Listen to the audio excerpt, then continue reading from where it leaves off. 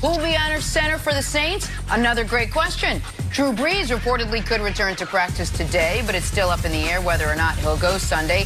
Saints could certainly use him against a Chiefs team that's now won how many? Oh, 8 in a row. Coach Mangini back with us now. Coach, here's the question. Would a win over the Saints cement the Chiefs as favorites to repeat as Super Bowl champs? And I am so curious who came up with this question, Jenna. This must have been a hard one to piece together in the production meeting. I think it definitely puts them in the driver's seat, and it pains me to say that. But I really like what New Orleans done this season. The fact that they have been able to win as effectively as they have with Taysom Hill has been borderline amazing, and how effective he's been has been the same.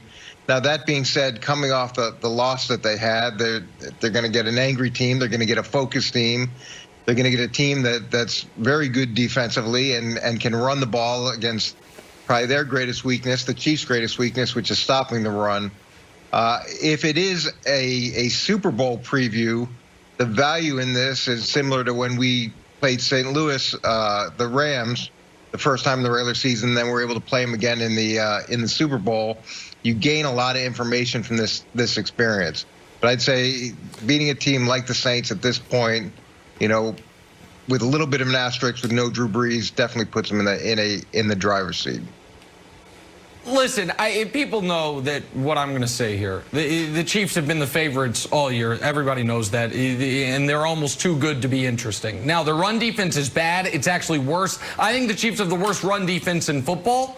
They're 26th ranked, but the 6 teams beneath them in the rankings are always behind, so teams just run on them to kill the clock. Teams are trailing the Chiefs, and they're still running effectively. That is a bit of a concern, but I want to throw it back to you quickly, Coach. If Taysom Hill doesn't play, if Drew Brees doesn't play, if Taysom Hill does play, how much do you think the Chiefs coaching staff puts into, we're in even with a loss, we're in driver's seat for the 1 seed. This could be a Super Bowl matchup. We're not going to be able to take anything game film from their offense if Drew Brees isn't out there. If there is a rematch, do we want to hold something in reserve in case there is this matchup in the Super Bowl so they don't have the ability to study us the way we won't have the ability to study them? I don't think that's going to be the case. If anything, you're gonna try to win the game to make sure that you secure that number 1 seed, and there's no question it's so much more valuable this year than it has been in the past, and so much changes between now and the Super Bowl that you can do what you want to do at this point without projecting out that far, and really by doing that it gives you a lot of excellent information if you do end up facing them a second time in the Super Bowl. And that was what happened with us, and probably the difference in the Super Bowl is all the information we gathered from the mistakes we made with what we thought was our best plan in the first game. Yeah, Wilds, I'll be quick here. Look, regardless if they win or not, the Chiefs are in the driver's seat. They're that good. They're better than where they were last year. Last year, when you turned on film, what you saw was Mahomes running around and just playing lights out, like plays that you see maybe once every 2-3 years. He was doing it week in and week out. You're not seeing that this year. He's just playing at a high level and playing super consistent. What you're seeing is the Chiefs beating teams in different ways. When you think about the New England Patriots and why they've been able to dominate for so long is because they evolve week in to week out. You don't know how they're going to beat you. You don't know how they're going to attack you. They have a new playbook, it seems, every other week. So I think that's what the Chiefs are evolving to. It's like, okay, you want to take away the pass game, we'll just beat you on the ground. Okay, you want to take away a run, we'll beat you with passes and screens. And they're also playing good defense, good enough defense with Coach Spags. Yeah. Coach Spags, sometimes he's throwing the house at you, Nick, and sometimes he's playing just conservative. Yeah. But I think Coach Spags is good enough to get the job done. Listen, I'm a little conflicted in this game. I think a loss actually could be good for the Chiefs because they keep playing with fire and trailing opponents and then believing they'll come back. So on one side of the coin, because I think they're one seed either way, I think a loss could be good for them. On the other side of the coin, if the Chiefs lose to Taysom Hill, I might have to Coach Eric Mangini joining us now. So, Coach, is Bruce Arians right that Tom Brady isn't getting enough credit for what he's doing out there? Well, when you listen to Bruce talk, and he's wondering why people are criticizing Tom, but yet throughout the course of the season, he's criticized Tom. He questioned his grit in the early part of the season. He talks about how he misses wide open receivers. He says that he gets confused reading coverages. To me, the idea that Tom Brady gets confused reading coverages is amazing. And then to sit back and say, I don't know why anybody's criticizing him. Well, when you open the door by criticizing your quarterback and you create that arena and that pathway, you shouldn't be surprised that it becomes an ongoing topic. And I know people get frustrated with Bill's approach where he doesn't criticize individual players, but it does operate and it does functionally create an environment where those things aren't the focal point of either his press conferences or things in the locker room. So I don't know why he's surprised. Does he deserve some criticism?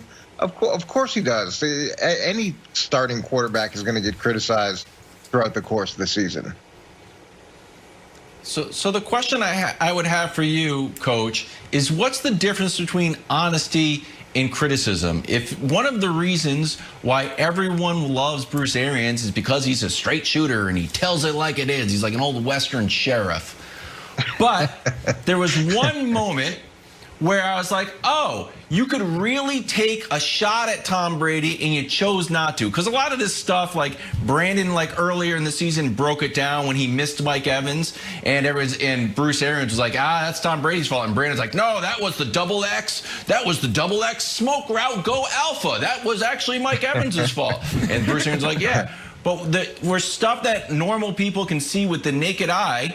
When Tom Brady thought there was 5 downs instead of 4, here was Bruce Arians' comment, which I think was really telling that he was protecting Tom. Can we play that, Pep?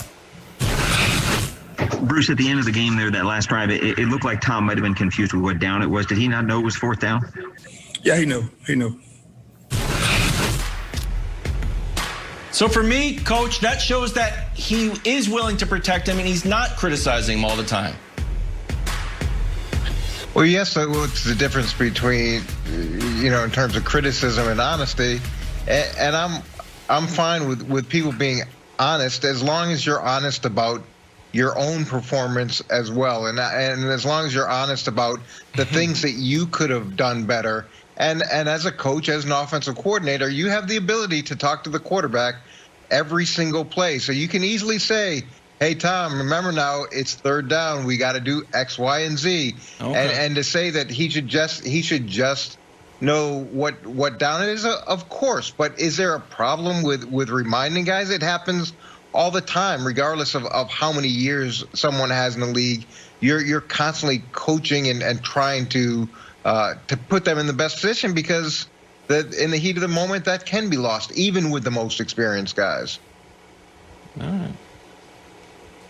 Yeah, well, look, this is a team that was 7-9 last year, and they came in, they brought in Tom Brady, and the expectations are high. When you bring in the GOAT, there's going to be some criticism, right? Because the expectation is for you to perform at a high level every single day in practice, every single day, or every single game. Thursday night football, Sunday night football, we need to see you at your best. And there are times this year where the GOAT, Tom Brady, has underperformed. But here's the deal. I think we missed the fact that and how big not having offseason and preseason is. Coach, we talked about this. You can have hundreds of plays in your playbook.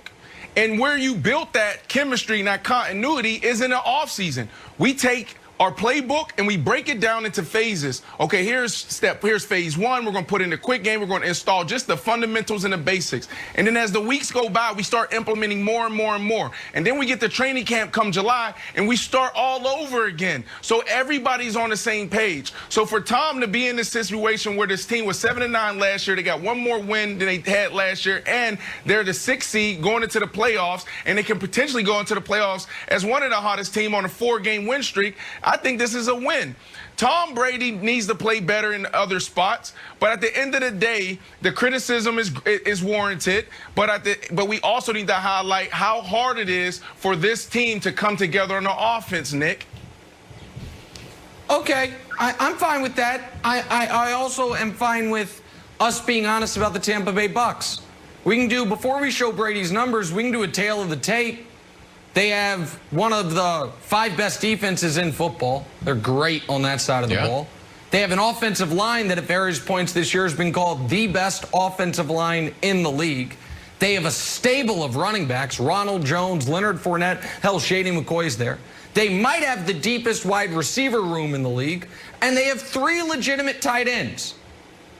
What position group did I not mention? Because that sounds like a team that's going to be 13-3.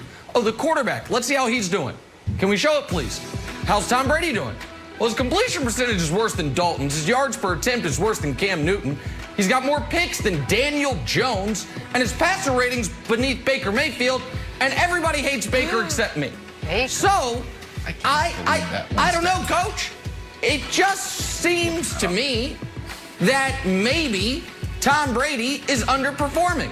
Now, is he overperforming what any other 43-year-old in the history